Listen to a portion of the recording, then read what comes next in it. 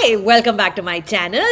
My name is Sucharita. I am a film critic and I usually collect other film critics. Today we've got Gayle, Sequeira, Rahul Desai and Uday Bhatia. Hello, everybody. Hello. Hello, hello. Ishita is not here because she's currently attending the Locarno International Film Festival. Ishita is a very fancy girl.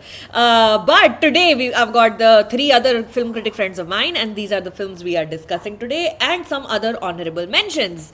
First up, we've got Batwara 1947, then we've got Awarapan 2, we've got Sagar, we've got The End of Oak Street, and we've got The Rivals of Amziah King, and then there may be some other honorable mentions as well. If you want to read any of these reviews or coverage, interviews, etc., from the film critics that you see on your screen right now, they are all linked quite neatly in the description of this video. Please read those reviews. And this is just a reminder that this live chat that we have on our channel is pretty much a chat. It's not, these are not our actual reviews. Our actual reviews are already published on all these titles or some of these titles, and those of us who have seen whichever title that comes up, we talk about it, and those of us who have not seen, we won't talk about it. What's up, my friends? Wow. Who's going to say something? Just say hi, gang. Hi, gang. Hi, Rahul had a tough gang. weekend. Tough weekend. Yeah, Saturday was a dry day. Did not plan for a dry day. Oh, sorry, it was Independence Day also. Sorry, will I get shot if I didn't say that? I mean, it's always, yeah, it's one of those days now when your local alcohol shop is always like, sir, madam, tomorrow is dry day. So giving you a heads up, if you want to stock up for tomorrow holiday day, please come and visit us. Always. Every single person in Bombay has that message in their That is true. inbox. All right, so let's get started. We're going to talk about Batwara 1947, and Rahul, I'm going to throw it to you first. I'm not reading any reviews today because there's just so many things. If I start reading the reviews, we'll just spend the whole day reading reviews. Sub linked hai beech mein. But Rahul, thoughts on Batwara 1947, which was initially titled Lahore 1947. Go. Yeah, thoughts in one line is basically like a message movie where the filmmaking is weak, which we've seen so much of lately. And a lot of these films are usually associated with Amir Khan Productions. Somehow that's a formula. Yeah. We've seen that with like Sitare Zameen Par. Correct. And Ek Din didn't have a message, but it was a love story and it was simplistic as hell and it was just badly done. So Batwara pretty much follows the same formula. There's a partition. It has a very interesting premise whose play I have not watched or read. So the premise was really interesting about like a Hindu woman left back in Lahore while a Muslim family moves into the house. Yeah. One of the rare times I've seen the actual logistics of moving during the partition and having to sort of get into the bureaucracy and the corruption of how things work, which was a nice first 30 minutes or so. I know a lot of people complained about the first 30 minutes, but I thought it was really interesting because the setup was happening. Obviously, Sunny Deol looked a little confused there because he had to be really like slightly mellow guy until he wasn't. And I found it really interesting in this film, and it cracked me up throughout the film. It felt like there were two Sunny Deols, sort of like Hulk and Bruce Banner fighting for attention within the same person. Yeah. Every time he was yelling, someone had to calm him down. Yeah. And then suddenly the puppy face would come back and someone's reminding him, no, you're Dharmendra's son, not Sunny Deol. Please act like a normal person. Correct. The film, it really was a wasted opportunity, and I say this a lot about these films, but it was it was really forgettable after a while. I thought the last 10 minutes, I'm not going to spoil it really, I don't know if we can, but the last 10 minutes were pretty powerful. But again, you have to wait a lot for that. You have to wait like 2 hours and 15 minutes for that, and you have to go through the same loop, very stagey, very school playish. The Muslims in the locality were looking like parodies of like how we, I don't know what the fake moles, what was up with the fake moles and all. But yeah, fairly forgettable towards the end, and it's a pity because I was quite surprised that a film like this, like a story like this, got produced in this climate. Correct. Yeah. Yeah. No, well said, all of it. It's again like, the first 30 minutes, I mean, the first act of the film is like, yes, you know what's going to happen. It even begins with that voiceover कि 200 साल देश पे राज करने के बाद अंग्रेजों ने मुल्क का बंटवारा कर दिया, इंडिया पाकिस्तान बना दिया. But this is also the first time because it's written by, this person who has empathy in his heart, and this plays from 1989. It's for the, I don't, correct me if I'm wrong, but I think it's for the first time you see the POV of Muslims from this side of the border who had to go to that side of the border and find homes to stay over there. You don't really see that, at least in Hindi cinema you don't see that, right? When people went to Lahore or Islamabad or Karachi, what their lives must have been like. It's always like when the Hindus from that side of the border came here and how tough their lives were in refugee camps and things like that. So that was really very interesting. But yes, because the films felt like it keeps going very, very close to the Sunny Deol Santoshi, Rajkumar Santoshi, Tariq pe Tariq, especially in that scene when he is in that office standing in line waiting for a house to be allotted to him in Lahore, and then he starts yelling about corruption and goosekhori and tumhara dil nahi hai. I was like, somebody must have stopped him from going to Tariq pe Tariq, because it actually felt like it was that exact moment recreated. Which makes, like, what Praveen is also saying, it's very funny that you just made the Hulk and Bruce Banner analogy. It is definitely a wasted opportunity. Very interesting story. I haven't read the play or watched a staging of it. I've read about it, and that's why this film was on my most anticipated IMDb list. When IMDb had reached out a couple of months ago asking what films are here, this was there, because I was like, this sounds like a very great, wonderful premise for a story in Hindi cinema. But I felt like it came up short. Uday? Yeah, I mean, the thing that annoyed me about the film was that, yeah, it is surprising that you have this premise and that they're kind of putting it in, a very, mainstream kind of setting. But the film is so aware of that also, and it's like it wants to be congratulated so much Yes. on this, and you can see that that is the only thing that they're offering. Yeah. It's like we're not going to give you anything else. It's not like we're going to give you great performances. We're not going to give you like an idea of what Pakistan might have been like out there, or as you said, like how the specific experience of Indian refugees, Muslims going from here there, like how is it? Was it how is their life different? Yeah. Or was it like was there some kind of culture shock that they would have faced? So much. It's just it seems so empty of anything except its message. Yeah. And it's like, I mean, we've come too far to be like praising film for message now. It's just, I mean, we've moved beyond that. Like, obviously we're going to damn some films for their messaging, but also, like, it's not just, we can't just hold up a film as something worth seeing simply because it says the right thing. Yeah. No. Sort of. Not like, it's not like unbelievably great messaging, but, sort of. Can we call it like the "Ae Watan Mere Watan" syndrome? Yes, Oh, man. 100%. No, you definitely can. Awarapan Mere Watan wanted to be a much better film than it turned out to be. I thought the story was fantastic. The fact that this film gets made, and the fact that somebody puts their money behind telling a story about secularism and putting people together across religious divides, reminding us about a female figure in the fight for freedom in India. Of course, we must tell these stories, but of course, it wasn't a good film. I'll say that at least Mere Watan did a little bit of detailing, and it got like a little, a few things. Like you got a sense of maybe that, how it was at that time out Correct. here, and just a little bit. And this was completely absent out here. That set that they go out onto when they leave the house at all is just it's like the fakest, worst. Like it's just like you can literally see the studio like just beyond the mandi, like it's Yeah, just- very much so. The fake cardboard cutouts of like the shop fronts and things like that. Awarapan Mere Watan, if I had to compare both, was a better film than this, but only because, like you said, there's some detailing, there's some characters, there's some acting performances. Here, the detailing, Abhimanyu saying, I cannot with that performance. He doesn't just pull out a khanjar, he pulls out a khanjar.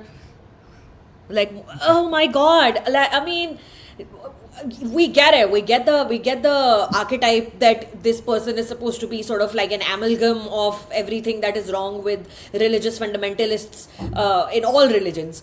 But it was just too much, and it completely, every time Abhimanyu Singh appeared on screen, became cartoonish every single time. So even if you were feeling some sort of movement in your heart thanks to Shabana Azmi, or Preeti Zinta doesn't have a whole lot to do, but she runs across a haveli like it's nobody's business, with her dupatta flying behind her in anguish, thinking that her son is at the door, or thinking that somebody is here to like hurt her family. I mean, she doesn't have much to do in the film, but it's very dramatic, and it's very impressive the way she can run with a kala dupatta flying behind her. So even when you begin to feel little bit of something with the characters, Abhimanyu Singh shows up, and it just all goes instantly downhill. Very, very, and he's a great actor. Why he's made to do this, I don't understand. Another thing I couldn't understand was, of course, see, I feel like this film was supposed to be a much simpler film. It's about a story of a family. It's a simple family that has suffered its own loss, and then when it tries to rehabilitate in a region that they do not know, but people who sort of seem familiar but are not familiar, how some part of their heart also dies. Some humanity within them dies when they want this woman who's in this house to also leave, without having the empathy for her that they expected others to have. So instead of bringing that out, which would have required a very simple film to do that, the whole Daikilo ka Haathnes of it took it away from Nandita Das's Manto style storytelling entirely in the opposite direction. And again, there's nothing wrong with loud or on the nose cinema. It still needs to be good filmmaking, man. The whole bit about where the family first arrives in this house, and suddenly they're like, "Is budhiya ko bahar nikalo, budhiya ko bahar nikalo." I'm like, I'm not buying this. You've not shown me anything in this character development so far. You've not made me feel like something inside these people has hardened all of a sudden to be like, we need this woman to leave this 22 room apart haveli. We cannot have her even in a single room. The screenplay went around and around in circles. It kept going away and then coming back to Sunny Deol. It went to Ali Fazal and his love interest, who was only included in this film because to tell us that, oh, she was also sexually assaulted by multiple people and she died in a hospital. That one bit only comes for that. Then the son's parallel track, Karan Deol, who also gets his own sort of hint at a romance, which starts and ends. And then we go back to Sunny Deol and we're like, oh shit, that happened over there. Something is going on over there. That arc, which is arguably, for me, the most interesting character, is the son, who is the soft-spoken guy who doesn't really talk much, and then from how his pain is used and weaponized by religious extremists to carry out their violent desires, so underdeveloped, because the film kept pulling back to Sunny Deol, to some sort of magnetism to that central character, which I don't know. Yeah, I mean they don't want the complexity. They don't want to actually do anything bold. They just want to appear like they're saying something bold. Yes, 100. This is the 1008th time someone has said this. Isn't that sweet? The film, though. on this show. And yes, please listen to this person and like the stream. Thank you. If you like this stream, then more people get to watch the stream. Sarth Patel says that, Rahul, your review had some very snarky and funny bits.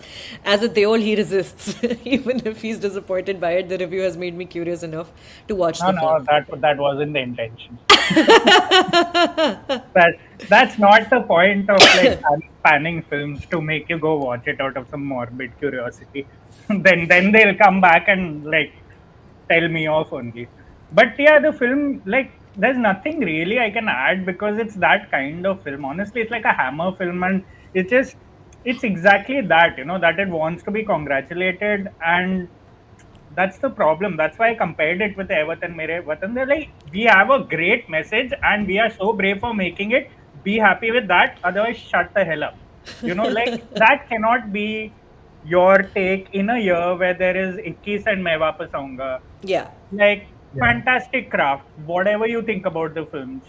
So yeah, you can't get away with stuff like that, and too many people. The discourse is too much in a space where sort of mediocre filmmaking is conflated with mass filmmaking. Like anyone who wants to get away with bad storytelling is like, oh no, we are making it for the masses. Because they are dumb fucks. That's their message. Which is so wrong to think of people like that. How dumb do you think the Indian cinema going audience is? They're not. They do think like that, and I think a lot of this is a problem with a lot of liberal filmmakers, or whatever, not right wing filmmakers.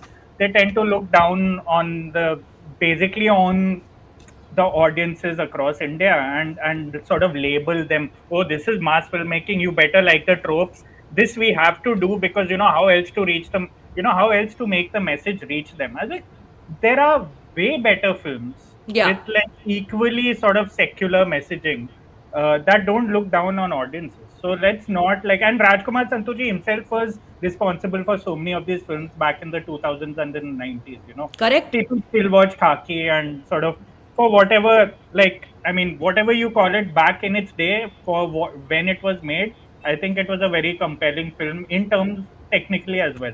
So you Yeah. can't get away with this now saying, oh, Sunny Deol is in the film, he needs to do certain things. And you can't get away with bad acting. Like Karan Deol's character is probably the most complex character, as you said, but what was happening with him? Nothing. Leaves no impact. What was he doing? Like, what are you doing? I felt bad for him. That was Yeah, I felt bad for him because every time, again, like I said, that screenplay, every time it even went to him, within 30 seconds it went back to Sunny Deol. So he was not given the opportunity to do anything in this film, even if he wanted to do it, sh- sh- do something. No, it was disappointing. The film did come up short, and I at the end of it, I was just like, I don't want to be yelled at anymore. Like, I understand what you're saying. Yes, I will be nice to people around me. Yes, I'm so sorry. Please forgive me. Let me go home. Yeah. Discord gang represent Rohan says, thank you so much, Rohan Chaudhary. I've just started a Discord a couple of weeks ago. If you guys want to join my Discord, Rohan, can you send the link in the comments, please, for people to join? Please send an invite link so people can join Discord. Praveen says, basically Bollywood वालों को चाहिए कि देखो देखो हमें थोड़ा non hateful और थोड़ा एम्पैथी दिखा के मूवी बनाया है, हमारी तारीफ करो चुपचाप. कर भी देंगे. मैं नहीं, बट मुझे इतना डांटा है इस फिल्म ने, इतना डांटा है इस फिल्म ने, कैसे करेंगे? Tejasvi says, good to see favorite film critics back. Thank you. Any final thoughts? Gayle, you want to add anything to this discourse? So much I want to say. I don't think we have time for it though. Just move on. Alright, so we move on to something that Gayle will have thoughts on, the End of Oak Street. Everyone seen End of Oak Street here? Yes? Rahul has not watched. Okay. The dinosaur movie is back, guys, after years and years of very bad dinosaur films. And I'm not counting the Godzilla ones because that is a whole different genre unto itself. There's been some good Godzilla films. The T-Rex is really cute in this. ये ना actually T-Rex है नहीं. We Gayle and I were discussing this. This is a different species, but it looks very similar to a T-Rex. Sorry for being racist about dinosaurs. You're joking, but I genuinely saw like a thumbnail by one of those right-wing people who post YouTube videos about movies that said J.J. Abrams has made dinosaurs woke. Call it the end of Woke Street. The End of Oak Street. David Robert Mitchell's film brings back a good pulpy dinosaur film. I watched last year's that Scarlett Johansson starrer. It was such garbage. Did you watch that one, Gayle? Which one is this? The latest Jurassic World reboot that One they of did. the many Jurassic. No. Scarlett I watched that gave one. I up didn't on it watch all. the good one. The bad one you've seen. Chalo bhai. Gayle Sequeira, over to you. Let's go. Yeah, I mean, one of those movies where I knew very little about it, very pleasantly surprised by how it panned out. What I really liked, what I thought the movie was trying to do when I first started watching it, was trying to be this sort of anti-nostalgia movie, which I really liked because everything now feels so much like it's nostalgia baiting you. Yes. And this felt like a reaction to people saying, oh, I wish we could go back to a simpler time by taking you back to an extremely hostile time. Yeah. And even when the movie sort of starts and you have these like sunny suburban neighborhoods and that whole barbecue and someone telling you in, oh, you have such a lovely family, it's still a family that's built on lies, right? He's an alcoholic. He can't tell his wife he's lost his job. Correct. She, as a woman, can't talk about wanting to leave and start somewhere else. And I mean, I haven't seen a lot of David. I think this is his third movie, David Mitchell's. I've I am seen not It sure. Follows. Yeah, Yeah. yeah, which again is like a really good chronicling of how suburbia breeds unease and distrust. But also Acha, ho just gaya? pure fun. Sorry. No, say na. Very, very, very fun. I like how they did the whole Jaws thing of like teasing the monster for a while until it shows up. Yeah. That whole chase sequence where he's behind the fence, Ewan Yeah. McGregor's running. Really well done. Very nicely done. Very nicely done. I think I enjoyed it quite a bit. I had some issues with it. I felt like it was. I don't know. It didn't really bring me to a very satisfactory end in the end. But so many dinosaurs, and the fact that the film's budget has so much money to spend on so many different varieties of dinosaurs was very, very made me very, very happy as somebody who really likes dinosaurs. Uday Bhatia, thoughts?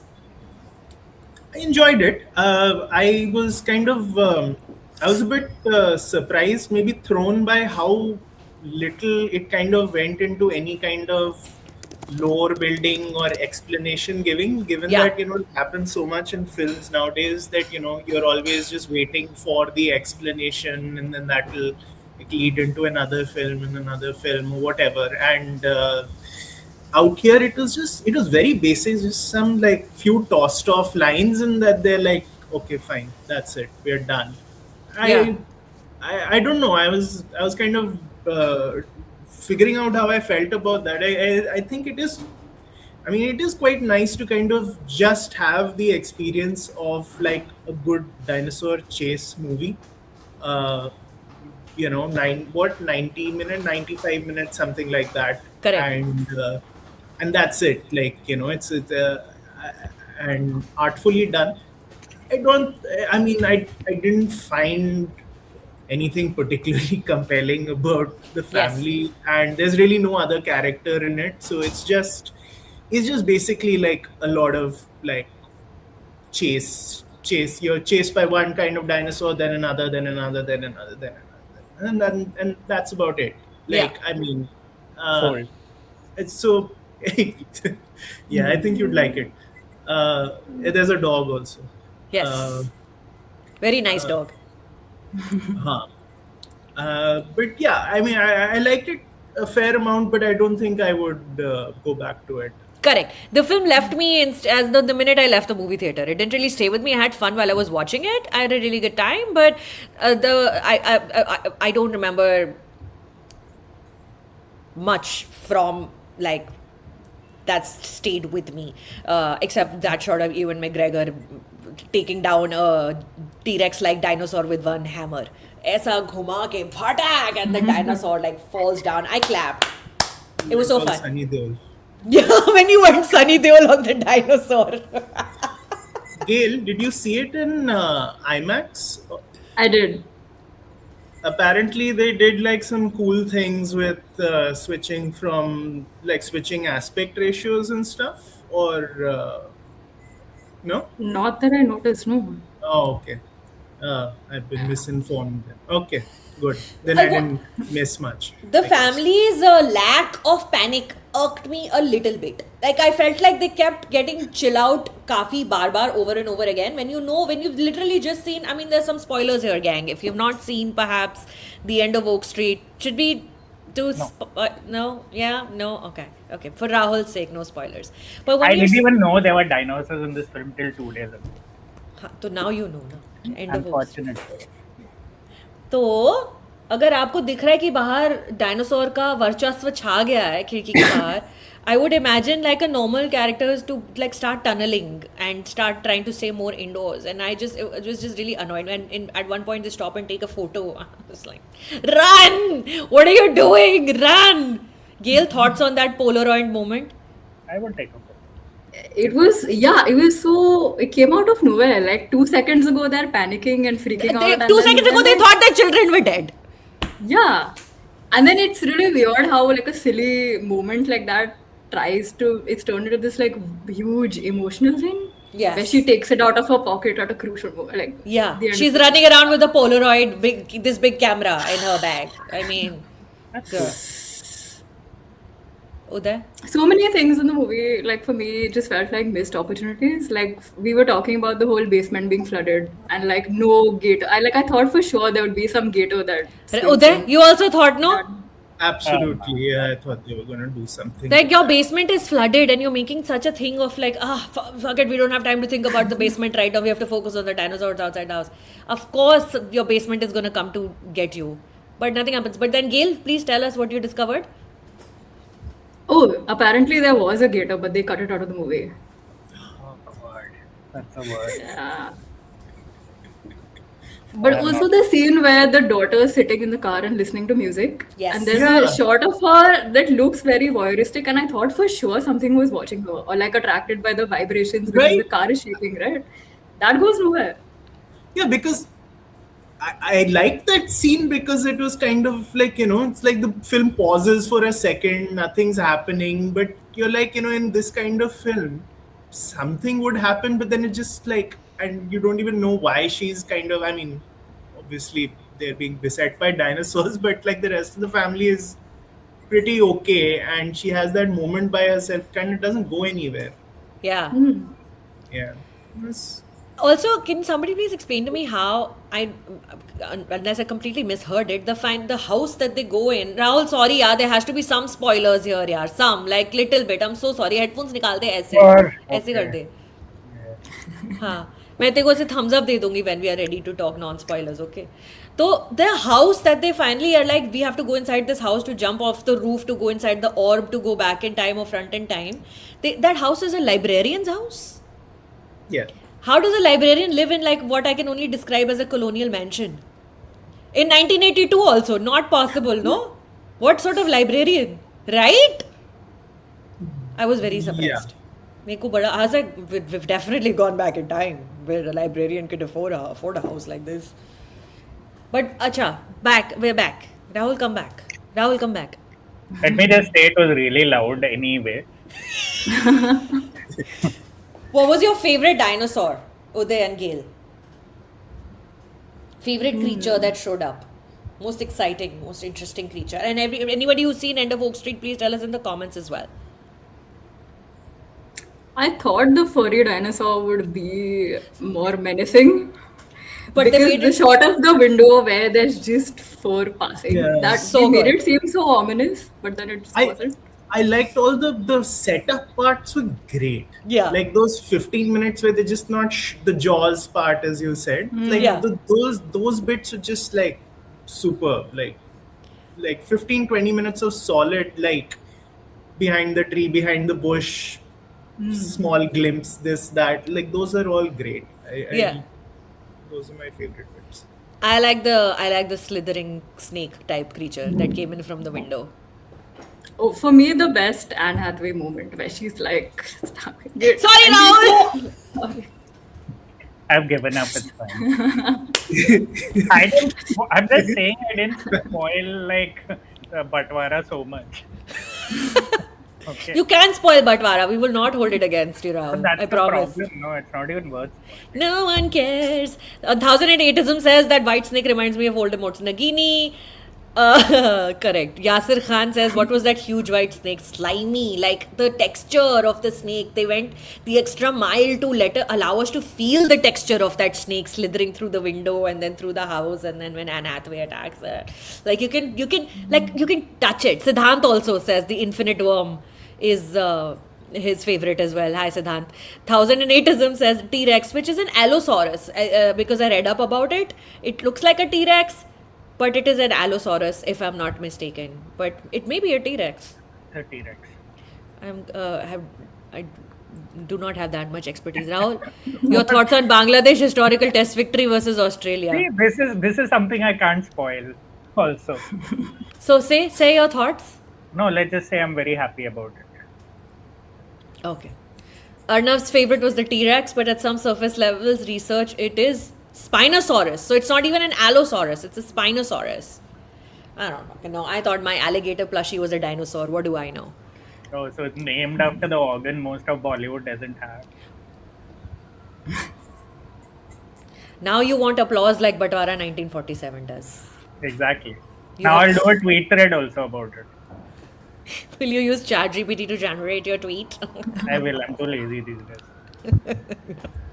Joking. This next person's comment I'm not going to highlight because I do not like your name, your username here, and I do not condone the use of that word. So your comment will not be highlighted. Thank you very much. Any more thoughts, gang, on the end of Oak Street? Oh, since Siddharth is here, Siddharth, I just want to shout out his great piece on the ending because Yes. that was one of the few things that stayed with me. The fact that it's this veneer of a happy ending, but it gets weirder and weirder the more you think about it. I won't spoil it for Rahul, but yeah, Siddharth said a lot of things I was thinking about. I have no idea how their marriage survives Yes. or how they would trust each other after that, but yeah. I have not read Siddhant's piece, but I will look for it right now and I will add it to the comments. Siddhant says, thank you. I have not read his piece. Hang on. But I'm looking for it right now. Yeah, thanks a lot, Siddhant. No, because there is like time travel involved, right? And the end of the film, the end of Oak Street, logically, time from a time travel POV. I found the article. From a time travel POV is very like shouldn't work. Here we go. Anybody who wants to read the piece that Gayle just mentioned, written by Siddhant, that is on Vulture, please, I have linked it and you must read it. Very nice. Siddhant, come join us at some point. Huh? Next time I'm doing this, I'm going to send you an invitation. And if you're free, please come and join us on a Monday for this. Okay. Up next, let us talk about Awarapan 2 gang. From Ewan McGregor to Imran Hashmi. Oh, From best scene of the year though. I have not seen the film, so I have no idea what you're Has talking nobody watched this film on this panel? How is it possible? It's literally the most popular film in this country, right? Nah, bruh. I had to pick between Batwara and this one, and I had to pick. I Oh, went little with there. because I had that on my list. Awarapan, I had no idea they were doing a sequel. I had no idea there was a remake or whatever. This is in the works, and I only found out about it actually when your first Awarapan piece came out. And I was like, "Where's Rahul talking about Awarapan?" And I was like, "Oh, because they're making another one." That's when I found out. By which time I decided Batwara was going to be the one I watched because it was on my IMDb list. Like I said, go. Just to say, I watched Awarapan first on Friday and Batwara second. That was my choice. That was my Nice. priority.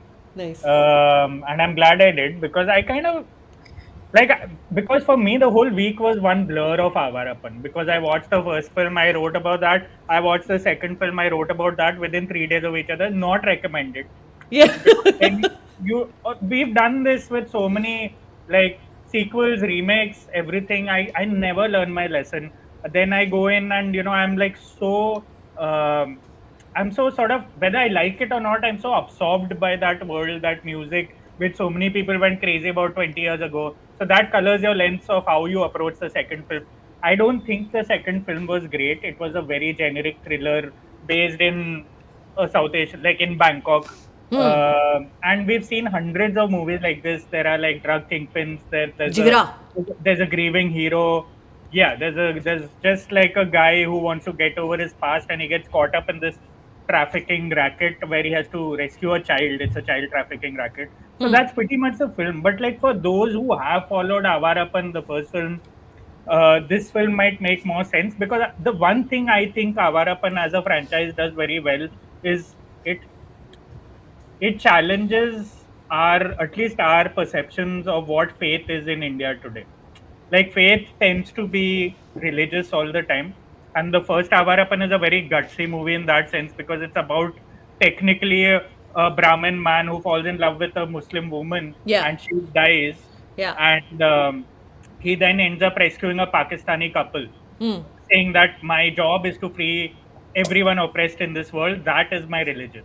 So that is essentially what the first Awarapan is. The second one can't go into, obviously Pakistani and Muslim and stuff like that for obvious reasons. But it does retain something I think that not many Hindi films do these days, not many mainstream Hindi films do these days. It actually sort of tells us that faith has nothing to do with religion. It could be any religion. It is everything to do with what a hero does and not where he's from.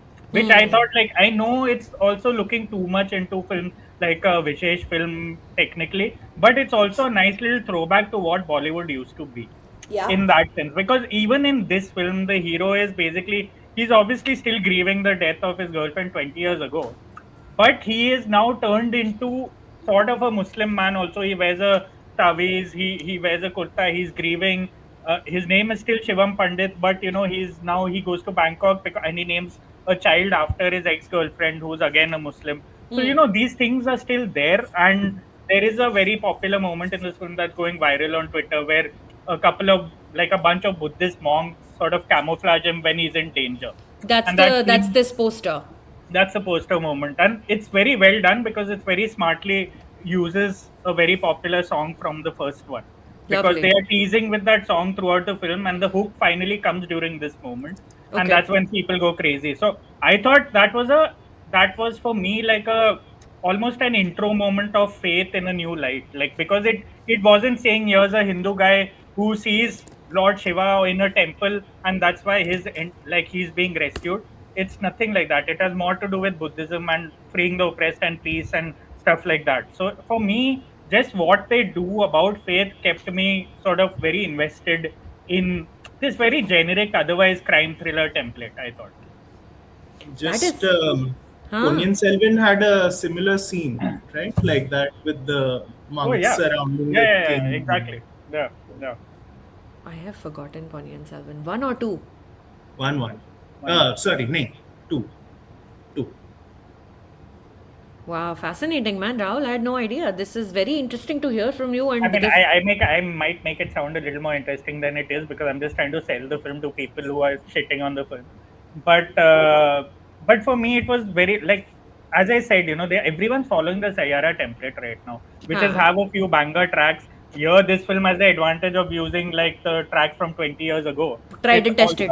It also has a couple of new tracks, but at the core of the film is its interrogation of faith, and I don't think many Hindi films have the guts to do that. That's It's fascinating. basically telling us that here's a Hindu hero who's an atheist, whose faith has been restored not in religion but in helping people. So I think that's a smart thing to do. And what's Imran Hashmi's performance like? I think he plays to the gallery very well. Like, Yeah. he's doing fan service. He knows exactly what to do when, because he knows the music that's playing in every scene. He knows Tofe Rao is going to play throughout the film, and and I think I love that. obviously we've seen a resurgence in a way because of Bad the Bollywood, because that entire thing that has gone viral about him, ke Aakha Bollywood ek taraf and sort of Imran Imran bhai Hashmi ek ek taraf. taraf. He's really lent into that in this film, because this was a flop 20 years ago. Awarapan. Yeah. And a lot of people didn't watch it, and they only swear by the soundtrack, which I still do. Yeah. But I think a very smart move by sort of, in terms of nostalgia baiting, this is how you do it. Like, you see what film has become a cult sort of classic over the last 20 years, and for various reasons. It has nothing to do with the merits of the film, but you see what worked with that film, which is mostly the soundtrack, use it in this film, maybe add a few good actors here and there. I have to mention the villain of this film, who's Vamika Gabbi's brother, apparently. Oh. Yeah, and he's the Joker kind of unhinged villain in this film. Oh. And I thought he really went with it, like, really campy, really fun to watch on screen. And I mean, it was fairly entertaining, I thought. And they're obviously setting up for 3 and 4 and 5. I don't know how long they can keep it going. But I'm very invested in the protagonist, the anti-hero that Imran Hashmi plays. I'm so happy to hear this, man. Rahul, this really makes me very happy that you like this film so much, and the fact that there's enough stuff to be appreciated and picked and lauded. I'm very happy to hear all of this. Arnav says end of Oak Street could be another room in back, one of the back rooms. In fact, what I do at the end of my reviews is I try to recommend something for people to watch, and my recommendation at the end of Oak Street was Backrooms, in case you haven't watched Backrooms. When reality, it's just a little bit different. So yes, Kane Parsons' Backrooms is a great, in my opinion, companion piece to the end of Oak Street. No one else has seen Awarapan 2, no? Amitabh देखो भाई, उदय और राहुल यहाँ पर हर 2 हफ्ते में एक साथ दिखते हैं तुमको अभी भी कैसे कंफ्यूजन है? या तो दोनों एक एक करके आते हैं कि एक दिन उदय आ रहा है और एक दिन राहुल आ रहा है, दोनों एक साथ आते हैं, तो अभी भी तुमको ये कंफ्यूजन है तो प्लीज़ यार आंखों का टेस्टिंग करा लो. यासिर सॉरी मैंने आवारापन नहीं देखी, but you know I've linked Rahul's reviews in the description, and I've also linked it in the chat here, so you can check it out. It's okay. 1,000 great books. You can go back and watch it again. No problem. 1,000 great books says Rahul, my man. I've been following your reviews. I love them. That's nice. Thank you. That's very nice. Good. I'm glad. I think we're done with Awarapan, and now we move on to the next title, also which something I haven't seen, but Rahul and Uday have. And Uday, I'm going to throw it to you. We are talking about Operation Safed Sagar.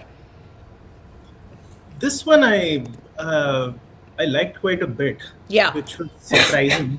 I certainly wasn't. You had expecting- trepidations? Oh, for sure. Yeah. I thought it would be like really tough to get through, like, you know, almost Independence Day military series, whatever. It was just like all the red flags. But Yeah. I thought it was a well written, Yeah. well researched, fairly smart film. It Film series.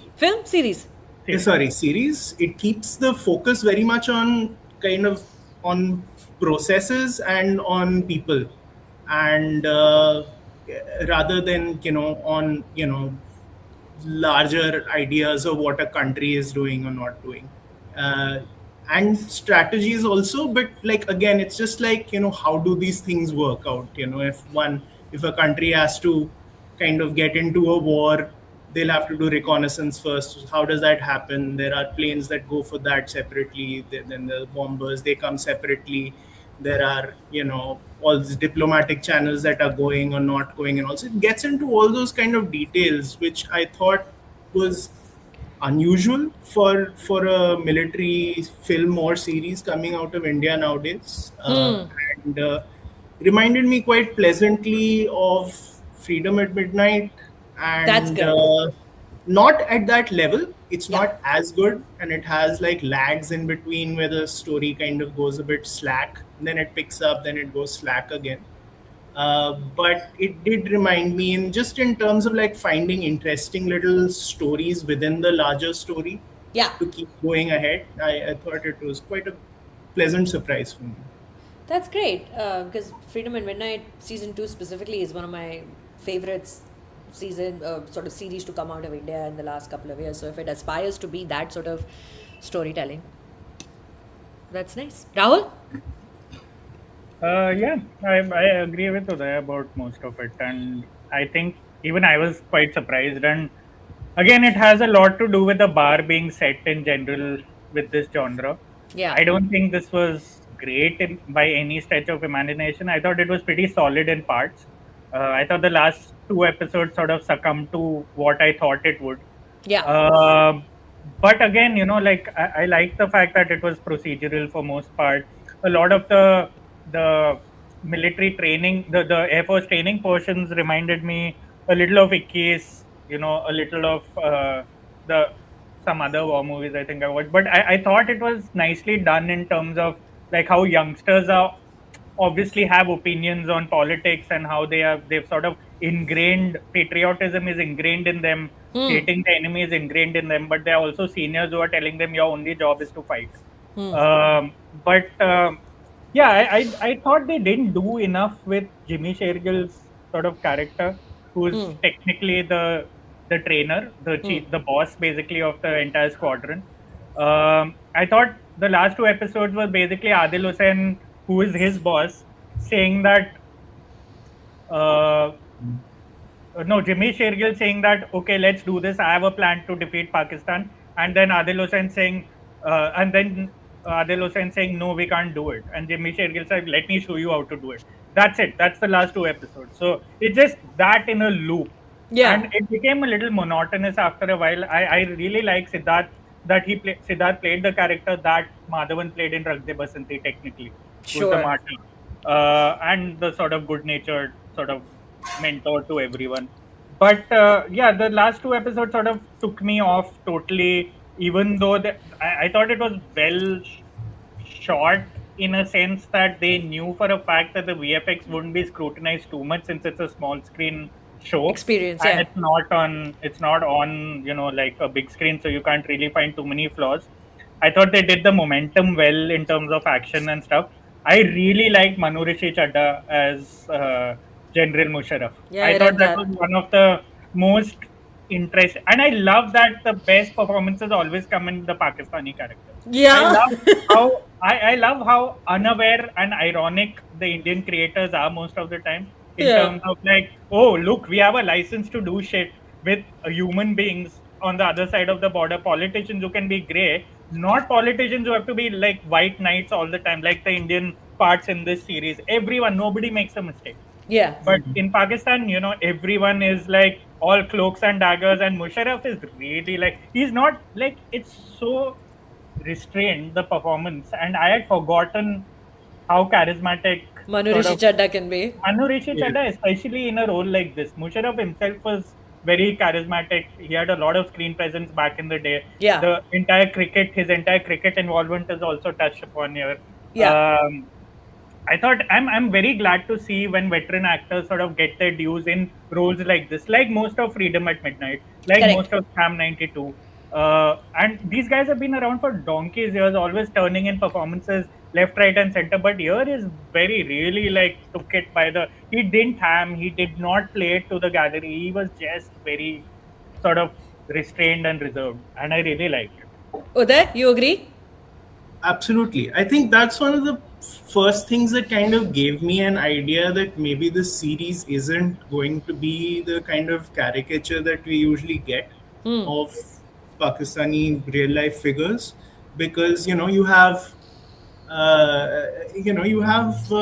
good actors playing. You have Danish Hussain, you have Mohan Kapoor, you have Vinay Pathak, and you have Manu Rishi Chadda, and you put them as the Pakistanis in the thing, and immediately like it says that okay, we are going to give them enough to work with out here. Otherwise, we wouldn't bother. Just put like Casting good two actors. randos Yeah. in those roles, and it's I think they all do good work. I mean. Even in Sare Jahan Se Acha, which was not a great series overall, it was an uneven series, but the actors playing the Pakistani characters were fantastic in that. Sunny Hinduja. Sunny Hinduja is absolutely great. The guy who plays the corrupt, Yeah. corrupt army guy also, he was like really, really good. Yeah, they were really good. And then the Indian spy who becomes the Pakistani for all purposes, he was also really And of course, let's not forget the Dumbledore of all of these people, Akshay Khanna and Dhurandhar. I mean, Uday will have a lot to say. I mean, that's a great performance too. It's a great performance. Who's going to argue about that? Yes. But Lovely. yeah, no, Good. that part was enjoyable, and I thought the aerial sequences were also pretty well done. They were like really, I think they were coherent and they didn't try for too much. Like they didn't do like stupid things like Fighter and Skyforce. So Yes. And then later on say that people didn't understand fighter because people don't know the inside of a fighter plane or something. People don't know what a fighter plane looks like or something like that. That was in one interview that the director had said later on. 1,000 great books. No, we are not all on Hollywood Reporter. Only Rahul writes for the Hollywood Reporter India. Uday Bhatia is at the Mint Lounge. And Gayle Sequeira is a film critic at large and she writes various places. Please follow her various writings in various publications. Speaking of, let's go to the next film that we're talking about. Gayle, let's talk about The Rivals of Amziah King. Has it released in India? I don't know if it has. Has it? No, it hasn't. It hasn't. Does it? Is it going to? I don't know. Okay. Did it get a wide release there, or is it still like a limited? I don't know. I think it might still be limited release. I don't know if the wide release has already happened. But here we're going to touch upon this very briefly because Gayle has an interview with the director that came out, and I'm going to, of course, it's linked in the description. And I'm going to put it in the chat here as well. Gayle's interview with director Andrew Patterson, and I just happened to watch this film yesterday because my husband and I were looking for something to do out and about, and I've seen all the new releases, including Tony and all the new releases in the theaters, and this is the one that I hadn't seen yet, and I'd been hearing good things, and I'm blown away. It's a fantastic film. Gayle, you want to give us a little context on what The Rivals of Amziah King is and why it's so good?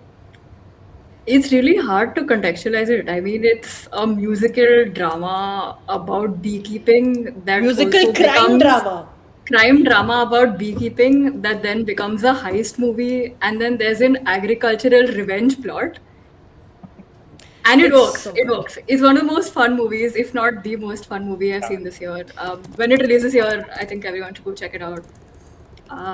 Yeah, I mean, for me though, there's a definite tonal shift between the first and the second half of the movie, and I 100%. understand why that is.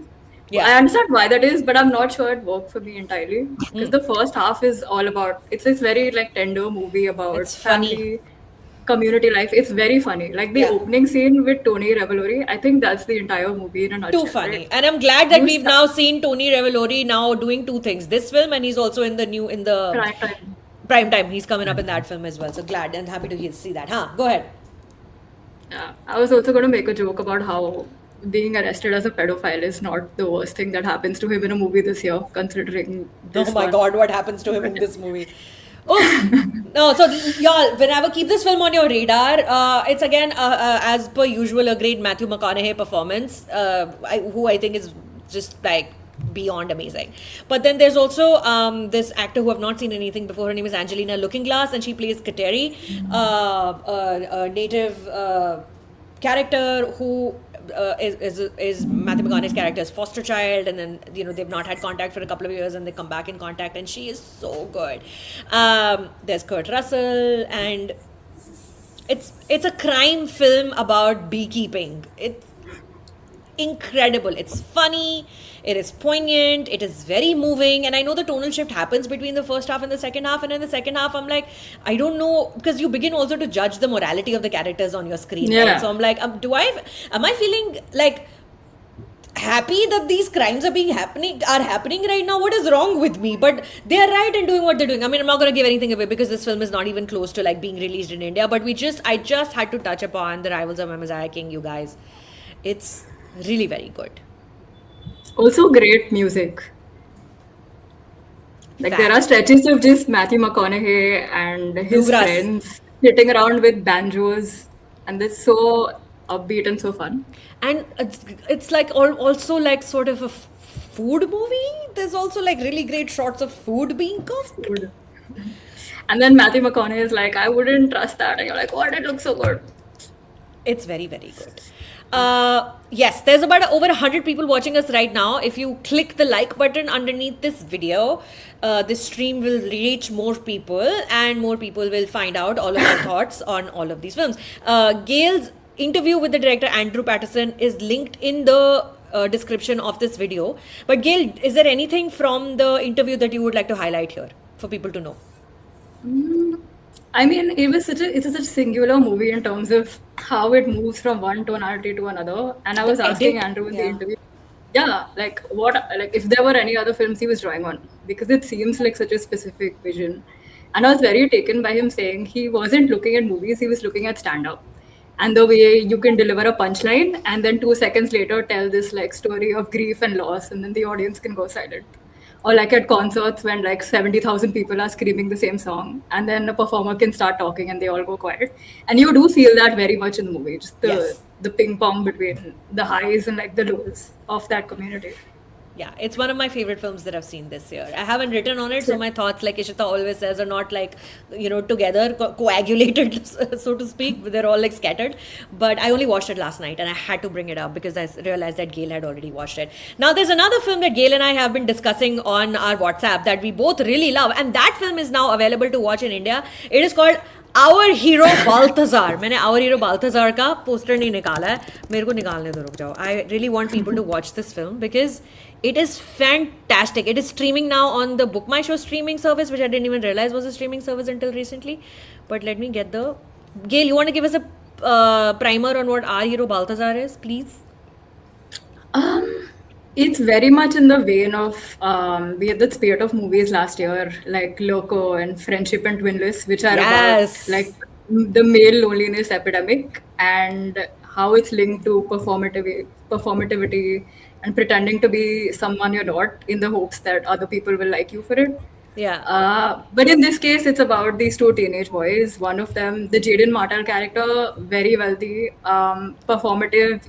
He starts becoming like Zendaya in the drama, an anti-gun advocate, in the hopes of like attracting his crush's attention. And he finds this anonymous message online about a guy who's threatening to commit a school shooting. And so he travels across the country in the hopes of finding that guy and stopping him. And that's the film. Yeah. अरे नहीं, sorry. Really well done. Oh. गलत poster add two stage, फिर गलत poster, bloody hell. आ ही नहीं रहा है poster यार, थोड़ा टेक्निकल प्रॉब्लम हो रहा है गैंग मेरे साथ, बट कोई बात नहीं. There it is. Oh. Oh, cool. That's the film. I had watched this a couple of months ago in New York. They were doing a screening, and I went and I watched the film. And I went because this for couple of reasons. One, I thought Asa Butterfield, who we've only seen in what is that show, Gayle? Sex Education. Sex Education.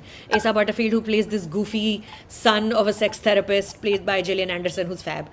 And he was playing this American Texan man, and I was like, I'm interested in watching that.